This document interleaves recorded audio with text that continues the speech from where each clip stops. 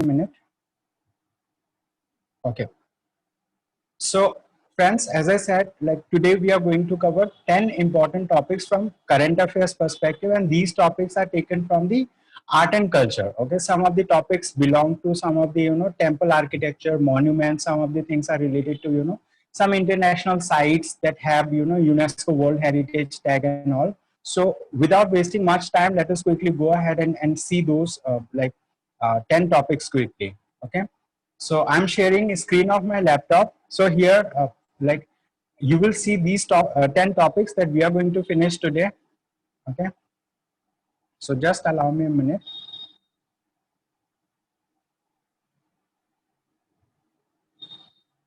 Okay. So today we are going to cover these 10 topics. Okay.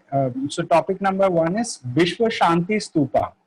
Topic number 2 that we are going to cover is Hagia Sophia Mosque. Okay. Topic number 3 is Conservation Plan for Konark Temple. Topic number 4 is Markandeshwar Temple. Topic number 5 is Surang Bhiwadi. Okay. Then we will see World Monument Watch. Then we will see World Monument Fund also, which is associated with World Monument Watch. Then we will see Adi Chandalur excavations. Okay. Then Lothal.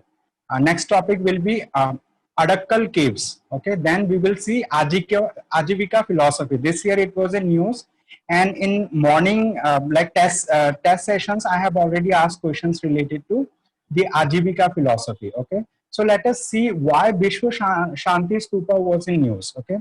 So Vishwa Shanti Stupa, it is the 50th century establishment of Vishwa Shanti. So the 50th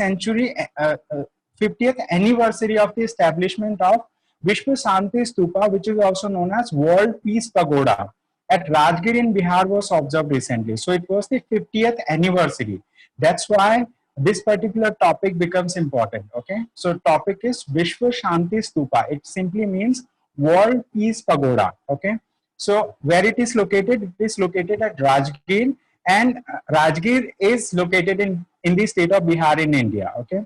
So what is a pagoda? A pagoda is a type of stupa which provides equality of worship, okay, and gathering at one place for common cause. Okay. So the thing is, a pagoda is a type of stupa which provides equality of worship and gathering at one place for common cause. Then it is one of the peace pagodas established around the world by Japanese Buddhist monk. Okay, his name is Nichidatsu Fuji. Okay, Nichidatsu Fuji. So the thing is, like, who has established this particular world peace pagoda or Vishwa Shanti Stupa? It was established by a Japanese Buddhist monk. His name is Nichidatsu Fuji. Okay, and similar peace pagodas are established all around the world. Okay, so this is not the only stupa which is located in India, but like this stupa is important because like we will understand that it is the tallest peace pagoda in the world. Okay, so it is made up of white marble and is the tallest peace pagoda in the world, standing at 400 meters. Okay, then it houses 4 statues of Lord Buddha. How many statues of Lord Buddha are housed in this Vishwa Shanti Stupa? There are 4 statues of Lord Buddha on the 4 side corners of the stupa, okay, depicting the 4 phases of life of Lord Buddha. It depicts 4 phases of life of Lord Buddha. What are those 4 phases? Birth, enlightenment, teaching, and death. Okay, so these are the 4 phases related to the life of Buddha that are depicted by the 4 statues that are there in the Vishwa Shanti Stupa. Okay, so these 4 phases are birth, enlightenment, teaching, and death. So birth has Buddha has taken birth in Lumbini, which is located in Nepal. When we talk about enlightenment, he has attained his enlightenment under a Bodhi tree, which is located at Bodh Gaya in Bihar. Then if we talk about teaching, so he has imparted his teaching. Okay, so like in one of the place, which is I guess Sarnath. Okay, if I'm not wrong. So we have recently discussed about it, and that has happened in Kushinagar. Okay, that has happened in Kushinagar. So these are the 4 places, okay, where these places are associated with life of Lord Buddha, and these 4 faces of Lord Buddha are depicted using 4 statues that are located in Vishwa Shanti Stupa. Okay, so I hope this topic was clear. Now let us move to the next topic. Okay, So what is the additional practice that you guys can do? First of all, you can search on internet to see how that Vishwa Shanti Stupa looks like. Then you can locate its place on a map, okay, like in internet. So you can locate where it is located exactly, okay. And I have already shared with you the handwritten map related to the places, okay, associated with Buddha's life. I have written also on that particular map, so you can refer that map. Okay, so now let us move to the next topic, which is topic number 2. It is Hagia Sophia Mosque.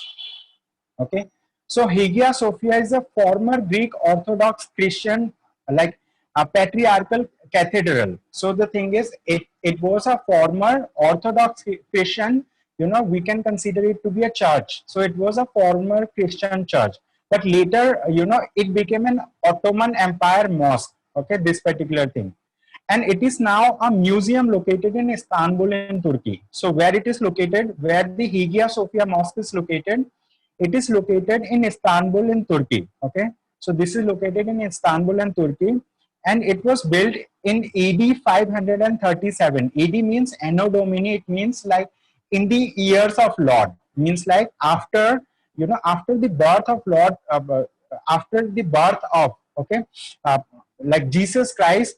So after 537 years, so this is known as in the years of Lord. Okay, so it was built in AD 537.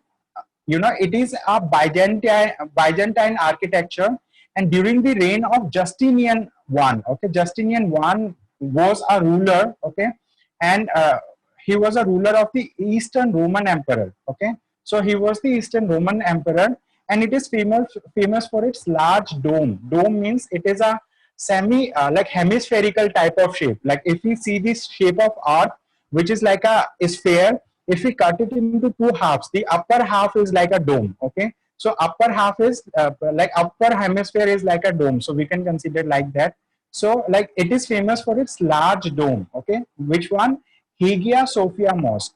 So in like 1453, when Constantinople, okay, which was the capital city of Roman Empire, fell to Sultan Mehmet II's Ottoman forces, the Hagia Sophia was turned into a mosque. Okay, so the thing is, this Hagia Sophia has a history of events associated with it. Earlier, it was a Christian Orthodox patriarchal, like, you know, a cathedral. Later, it became a mosque under the Ottoman Turks. But later on, you know, like later on, what happened?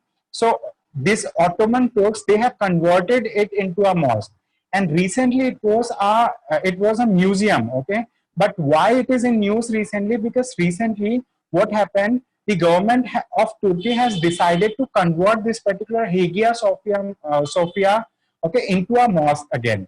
Okay, and apart from this, it is a UNESCO World Heritage Site. It is a UNESCO World Heritage Site. So what are the important things for us to remember is name of Hagia Sophia Mosque, then the place where it is located. It is located in Istanbul in Turkey, and then it is a UNESCO World Heritage Site. Okay, it has a history of conversion from, you know, a cathedral into a mosque, then into a museum. Now it is being converted into a mosque. Okay, so that's why it was in news this year, Hagia Sophia Mosque. Now let us move to the third topic quickly. Third topic is related to conservation plan for Konark Temple. So nowadays we are discussing about, okay, we are discussing about this art and culture from 11th standard NCERT.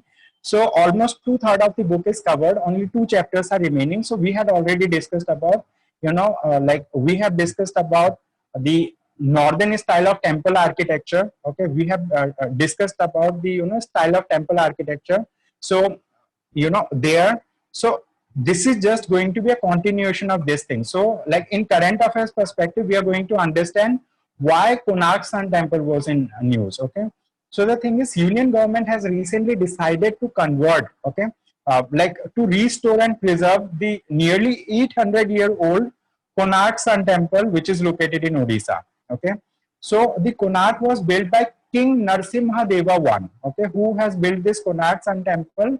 It was built by King Narsimha Deva I, who lived between 1238 AD to 1264 AD in the 13th century. So this particular Konark Sun Temple was built in the 13th century, and it is located in the Puri, okay, in the city of Puri in Odisha. Then, if we talk about King Narsimha Deva I, he was a famous ruler of the Ganga dynasty. King Narsimha Deva I was a famous ruler of Ganga dynasty, and during his reign, the Ganga dynasty has reached its peak. Peak is also known as Zenith. Okay, so during the rule of Narsimha Deva I of Ganga dynasty, this Ganga dynasty has reached its peak, and this Konark Sun Temple is a UNESCO World Heritage Site. Okay, and other important things I have highlighted over here, that if we talk about the entire temple architecture, okay, the entire temple architecture was designed in the shape of a colossal chariot. Okay, it has 7 horses and 24 wheels, which is carrying sun god. Sun god is also known as Surya in Hindi, across the heavens. Okay, so the thing is, this particular Konark Sun Temple depicts a colossal chariot that has 7 horses. It has 24 wheels. It depicts that like these horses and yeah, this particular chariot is carrying sun god across the heavens. Now, if we talk about Konark, okay, what is the meaning of the word Konark? If we see the different parts of this word, the word Kona means corner. Okay, Kona means corner. In Hindi, we say Kona, it means corner. Then Ark means sun. Okay, Ark means sun. So Konark means corner sun or like sun. Okay, this is the thing. Then the thing is, the sun god worship in Ark Kshetra is also called Konark. Okay, so there is a place in Odisha which is known as Ark Kshetra, and here these people worship sun god, so they call sun god as Konark. Okay, and then in Brahma Puran, okay, so there are Vedas, there are Puranas, there are Upangas, there are a lot of things are there. So in Brahma Purana, the sun god in Ark Kshetra has been described as Konaditya. Okay, so the thing is, in Brahma Puran, sun god has been described as Konaditya. Means like in Brahma Puran, sun god has been written as like Konaditya. Okay, Surya has been the most popular deity in India since the Vedic period. Okay, so this is all about this thing. Like we just discussed about the current affairs related thing related to Konark Sun Temple, and we had already discussed about Konark Sun Temple. Okay, means like in our 11th standard NCERT book discussion. Now let us move to the next topic for the day, where we are going to discuss Markandeshwar Temple. Okay, we are going to discuss about Markandeshwar Temple. Okay, so why it was in news? Because restoration work of the architectural genius Markandeshwar Temple in Maharashtra was initiated by the Archaeological Survey of India. It simply means the Archaeological Survey of India has recently initiated the restoration work of the Markandeshwar Temple, which is located in the state of Maharashtra. Okay, then when it was built between the 9th and 12th centuries. Okay, 9th and 12th century AD. Okay, who it is dedicated to? It is dedicated to Lord Shiva. Okay, Lord Shiva is also known as Markandeshwar. Okay, and this temple is also known as Markanda Deo Temple. It is also known as Markanda Deo Temple. Okay, it is located on the banks of Wainganga River. Wainganga River is there in the state of Maharashtra. Okay, they are famously known as Mini Khajuraho or Khajuraho of Vidarbha. Okay, these so the thing is, Markandeshwar Temple over here, we do have a group of temples, and these temples are together known as Mini Khajuraho. Okay, why? Because they have erotic images over there. These sculptures that are there, so they have erotic and romantic images in that particular temple. Okay, so that's why it is also known as Mini Khajuraho or Khajuraho of Vidarbha. They belong to Shaiva, Vaishnava, and Shakti faith, and these belong to Nagara group of temple of North India. Okay, so the thing is, when we talk about Markandeshwar Temple, it is a part of the Nagara style of temple architecture. Earlier, when we discussed about the Sun Temple at Konark, okay, so that is also a Nagara style of temple architecture. Okay, so with this, let us move to the next topic, which is Suranga Bhiwadi. Okay, so this is like topic number 5 for the day. We are going to discuss Suranga Bhiwadi, okay, or Surang Bawadi. Okay, so if I'm not pronouncing it wrong, so it is known as Surang Bawadi. which is situated in Bijapur in Karnataka. Okay, so Bijapur is a place in Karnataka. So this Surang Bawadi is situated in Bijapur, Karnataka, and it has entered into the World Monument Watch List. Okay, so the thing is, it has entered into the World Monument Watch List under the ancient water system of the Deccan Plateau. Okay, so the thing is, why, like, what do we understand by ancient water system of the Deccan Plateau? See, Deccan Plateau is a region in the in the southern portion of India. So it is known as Deccan region. So the thing is, this Suranga Vivadi is famous for its ancient water system. Okay, at Suranga Vivadi we have an ancient water system, and that's why it has recently entered into the World Monument Watch List. Okay, and so the thing is, World Monument Watch List is a list which is under the purview of the World Monument Funds. Okay, so we are going to understand what do we mean by World Monument Watch. We will understand what is World Monument Fund in this respect. Okay, so what is this Suranga Bivadi or Bawadi? Surang simply means a kind of canal. Okay, canal means like through which like people can pass. So the thing is, this particular system was built for water system, for the passage of water. So it is an integral part of the ancient carriage system. Okay, so this word is very important. It is a part of the ancient carriage system of supplying water through subterranean tunnels. Okay, carriage system is associated with supplying of water through subterranean tunnels. It was built by Adil Shah I of Adil Shahi dynasty. Who has built it? It was built by Adil Shah I of Adil Shahi dynasty of Bijapur in the 16th century to supply water to Bijapur in Karnataka. Okay, so I hope you understood the significance of Suranga Bivadi. Why it is important? Because it has recently entered into the World Monument Watch List, and that World Monument Watch List is being maintained under the World Monument Funds. Okay, and why it is this place is important? Surang Bivadi is an integral part of the ancient carriage system of supplying water through subterranean tunnels. Okay, so that's why it is important. So in this respect, let us go ahead and try to learn about World Monument Watch. Okay, we will learn about World Monument Watch. Okay, so the World Monument Watch is a biennial selection program. Okay, biennial means it happens once every 2 years. Means like every 2 years it happens only once. Let's consider if it has happened in 2017, next time that it might have happened is 2019. So there is a 2 years gap. Okay, this is the thing.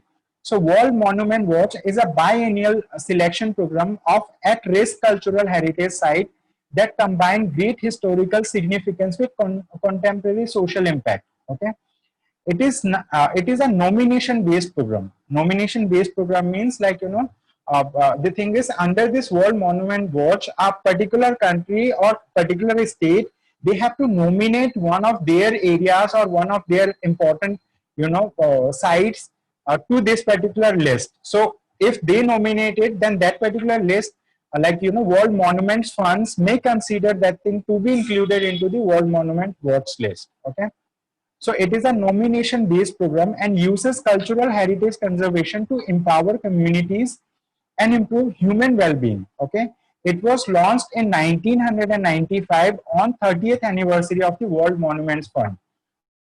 So what is the aim of this World Monument Watch? Its aim is to identify imperiled cultural heritage sites and provide direct financial and technical support for their preservation. Okay, what is the aim of World Monument Watch? The aim is to identify imperiled cultural heritage sites and provide direct financial and technical support for their preservation.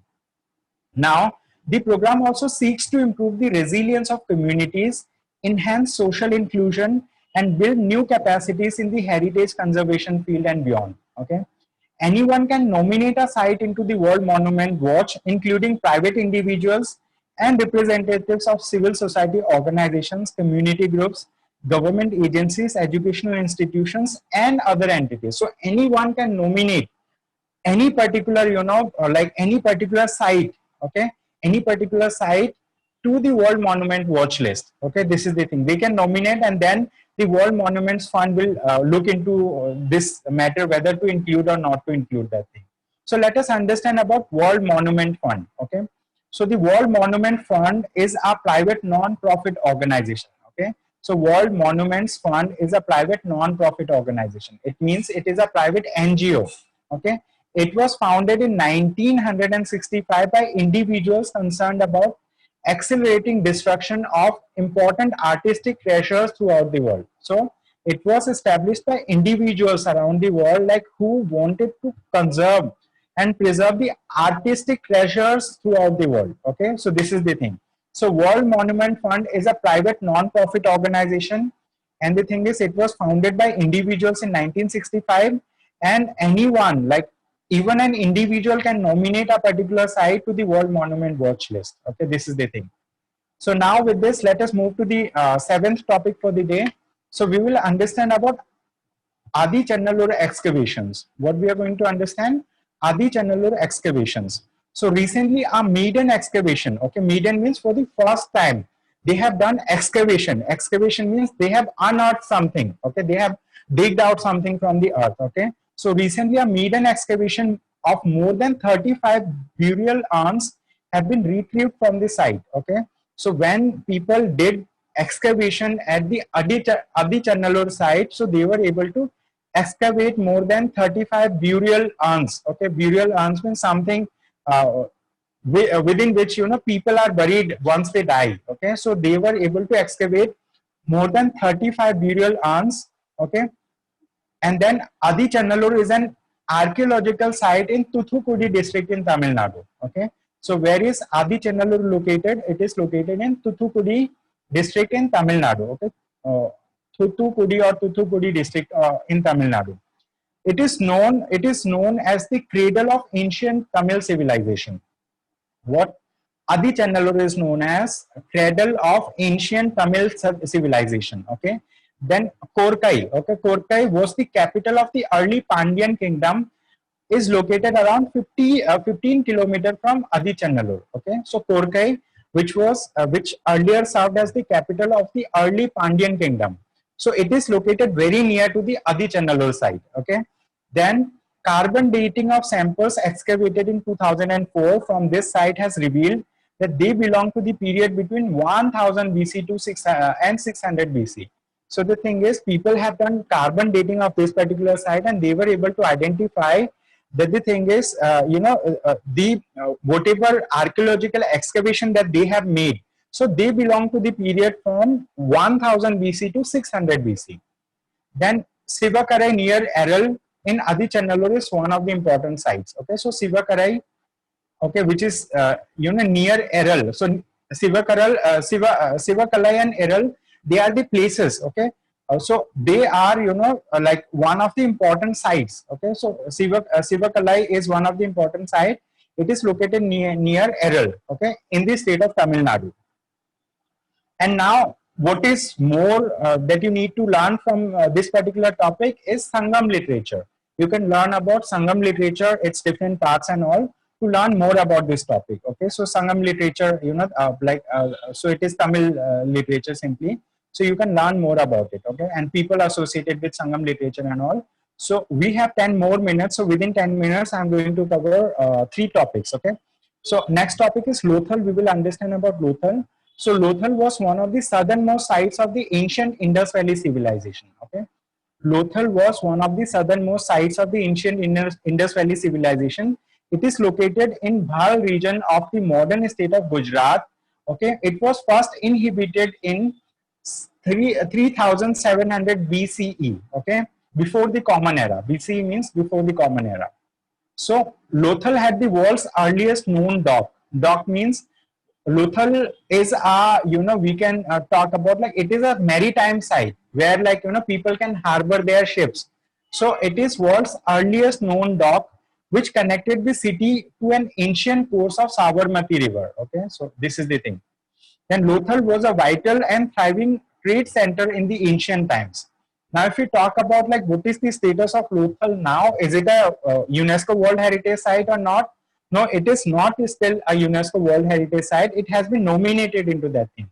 So the Lothal site has been nominated as a UNESCO World Heritage Site, and its application is pending on the tentative list of UNESCO. Okay, so there is a map for you over here, so you can, like, I'll be sharing this PDF. You can simply go through this map to understand. So here I'm just underlining, like I'm encircling. So this is Lothal, okay? So a place that I'm encircling is Lothal.